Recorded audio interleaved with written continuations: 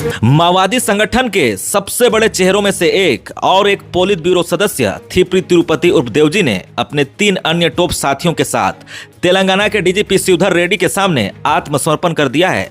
2 दिन पहले I surrender की इन खबरों पर आज आधिकारिक मुहर लग गई जब पुलिस ने इसका वीडियो जारी किया। पुलिस ने बकायदा सभी सरेंडर नक्सलियों को पत्रकारों के सामने पेश किया है। यह नक्सल इतिहास में पहली बार है जब केंद्र स्तर के 2 बड़े नेताओं ने एक साथ हथियार डाले हैं। आत्मसमर्पण करने वालों में देवजी के साथ केंद्र समिति सदस्य मल्ला राजी रेड्डी उर्फ संग्राम, स्टेट कमेटी सदस्य बड़े चोका राव उर्फ दामोदर और सुन्ने नरसिम्हा रेड्डी उर्फ गंगना भी शामिल है। माओवादी संगठन के पोलित ब्यूरो सदस्य देवजी और मल्ला राजी रेड्डी के सरेंडर से नक्सलवाद की कमर टूट गई है। इन दोनों शीर्ष नेताओं पर 1-1 करोड़ का इनाम घोषित था और ये ताड़मेटला जैसे बड़े नक्सली हमलों के रणनीतिकार रहे हैं। तेलंगाना पुलिस द्वारा जारी वीडियो में भी कभी दहशत का पर्याय रहे ये चेहरे अब बेहद शांत और मुख्य धारा में लौटते नजर आ रहे हैं। वहीं मुख्य धारा में लौटने के बाद उन्होंने अन्य सभी नक्सलियों से मुख्य धारा में लौटने की अपील की है। अभी सारंडा में सबसे बड़ा माओवादी नेता मिसिर बेसरा बचा हुआ है। सबकी निगाहें उस पर टिकी है कि कब वो मुख्य धारा में लौट कर आएगा या फिर जंगल में ही मारा जाएगा।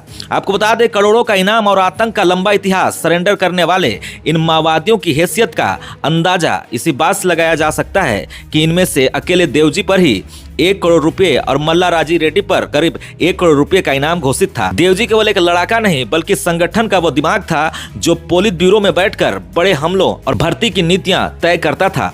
देवजी मुख्य रूप से संगठन के सेंट्रल टेक्निकल कमेटी और मिलिट्री रणनीतिकों का मास्टरमाइंड था। बस्तर में सुरक्षा बलों पर कई बड़े एम्बुश और आईडी ब्लास्ट की प्लानिंग में इसकी सीधी भूमिका मानी जाती है। वहीं मल्ला राजी रेड्डी को विस्फोटक और तकनीकी रणनीति का उस्ताद माना जाता है। राजी रेड्डी पर देश भर में 50 से अधिक हत्या, आगजनी और बम धमाकों के मामले दर्ज हैं। अकेले इन दोनों के नाम ताड़मेटला 2010 और झीरम घाटी 2013 जैसी बड़ी नक्सली घटनाओं की साजिश रचने वाले थिंक टैंक के तौर पर भी चर्चाएं जारी है। बस्तर से लेकर तेलंगाना की सीमाओं तक दशकों से इनकी एक आवाज पर खून खराबा मचता था। आज जारी हुए वीडियो में काफी चौंकाने वाली तस्वीर सामने आई है। जो नक्सली नेता कभी जंगलों में सुरक्षा बलों के लिए सबसे बड़ी चुनौती बने हुए थे, वे अब बेहद शांत और सहज मुद्रा में कुर्सियों पर बैठे हुए नजर आ रहे हैं।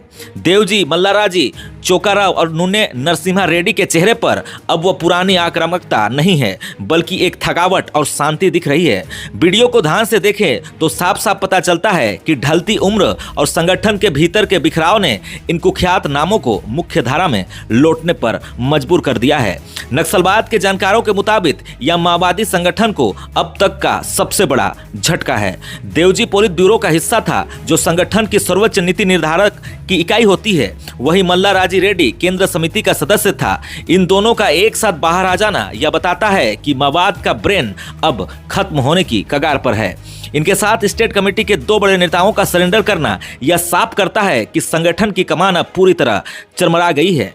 इन चारों नेताओं पर करोड़ रुपए का इनाम घोषित था। इस सरेंडर के मायने केवल 4 लोगों के हथियार डालने तक सीमित नहीं है। देवजी जैसे नेताओं के पास माओवादियों के देशव्यापी नेटवर्क, उनके ठिकानों, फंडिंग के स्रोतों और भविष्य की साजिशों की पूरी जानकारी होती है। इनका मुख्य धारा में आना माओवादी संगठन के लिए एक खुफिया खजाने के लूट जाने जैसा है।